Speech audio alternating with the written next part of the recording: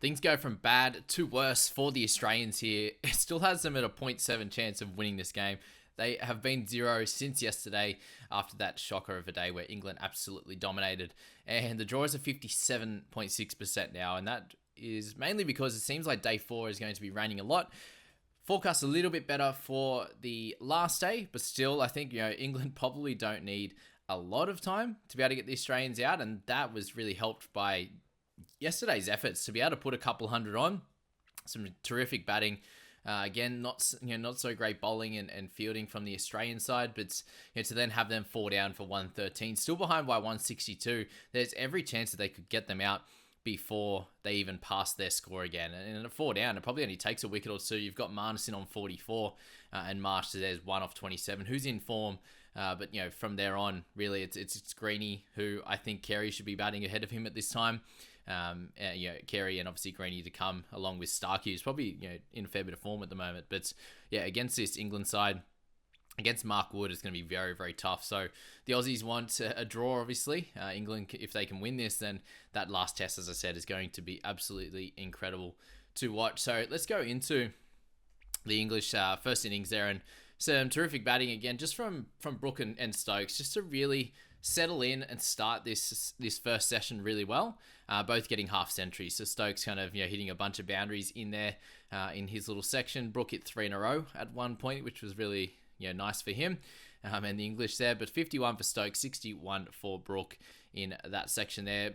Cummins bowled a few good overs, a good little spell there, and ended up getting Stokes. Just tied him down a tad and then bowled him there. Obviously, one of those shots that he'd been striking for 4 or 6 very regularly in those big innings that he had, and just unfortunately missed this one.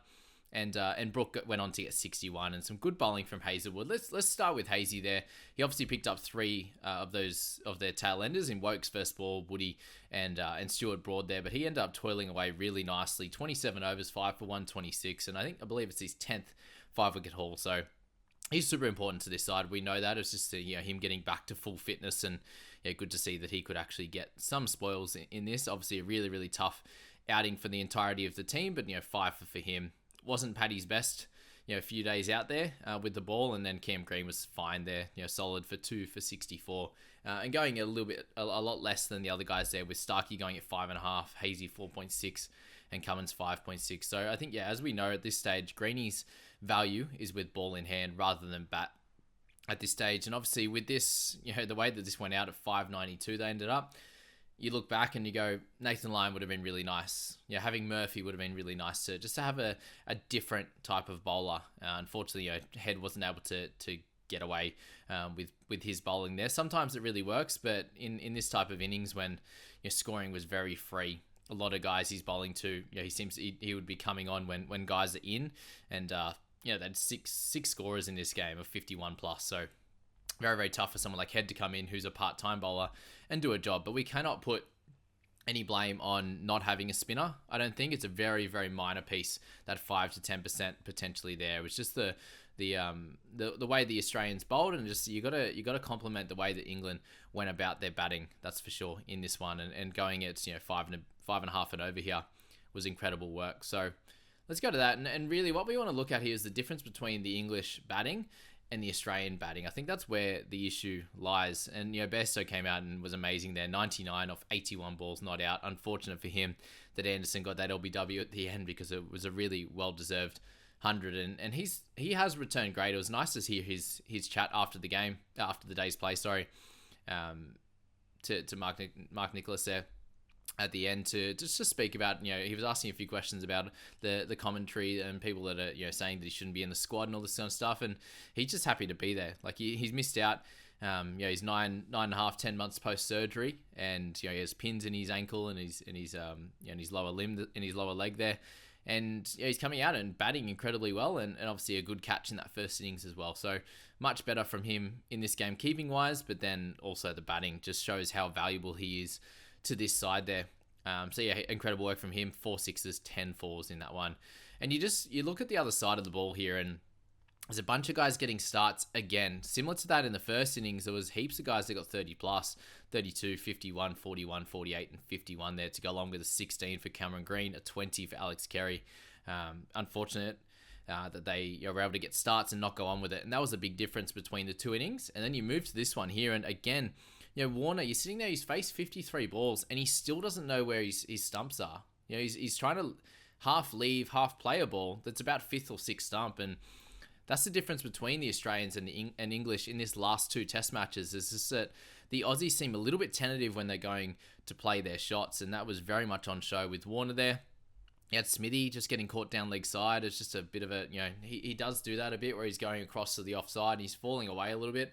And those type of shots can happen where you just get a little bit of glove on it because your head's going away from it and you're not in line with the ball. So again, just another one of those wickets just wasn't very nice at all. And then it just shows the Mark Wood and that sheer pace that can get these guys here.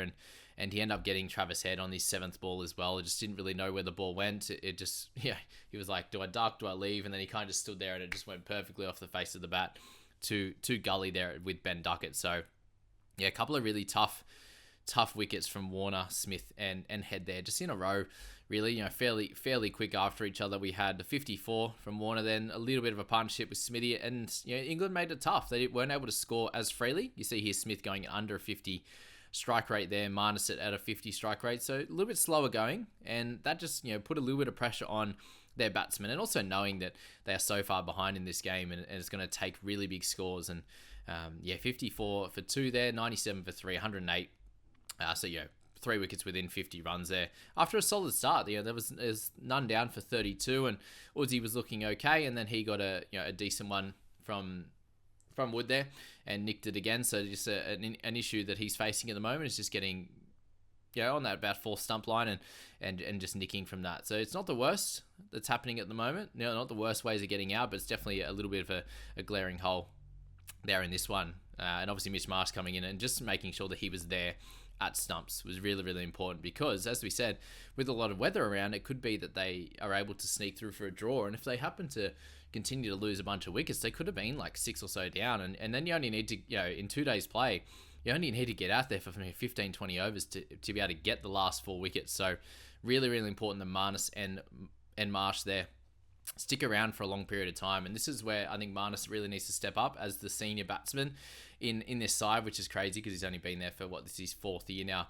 But he's the number 3. He's one of the best batsmen in the world, and he needs to go on and get 100 and be there for a long period of time. Even if he's scoring at this pace or slower, it's just batting that time. And I think he can do it, and he'll obviously have some confidence going into tomorrow if they do get out there to bat. And if it does get to a 5th day, and there's still potentially a bit of weather around, then they'll know in their heads that they only need to get through the one day. Maybe it's a session or 2, and they'll be able to knock this one out for a draw. But I think Marnus is going to have to face plenty of balls, probably up towards around the 200 mark, and maybe he's an 80 not out. Maybe he's 90, maybe he's 100, however this works out. And if they're trying a bunch of different things and have heaps of gaps around that he could score quick enough and kind of just relieve some of the pressure, because that's going to be the big thing here. And you look at the England bowlers, and as I said, Mark Wood, incredible work, 3 for 17. You've got Broad and Anderson both doing their thing. Anderson just building pressure from one end, 1.5 and over there, 11 overs for 17 was great. Broad wasn't able to get any wickets that he would normally get in that sort of first spell, and ended up being a 4 overthrows that Anderson threw as well, so I don't think he was too happy with that one. Moeen Ali, they got on early as well. He was bowling in the 7th over, and it's just so that the 2 best bowlers at the moment for this side are the 2 freshest guys in Mark Wood and Woakes, just getting great wickets, 4 between them, going at 2.4 and over and 2 and over there. They've been the difference since coming in Game 3, and I think they'll be mainstays in this test team going forward, especially in England. I think that the way that Woakes bowls in their conditions, and then just the sheer pace of Wood when he's fit, he's a must-have in this side. So very, very interesting. It could go down to 2-all here. It should go to 2-all.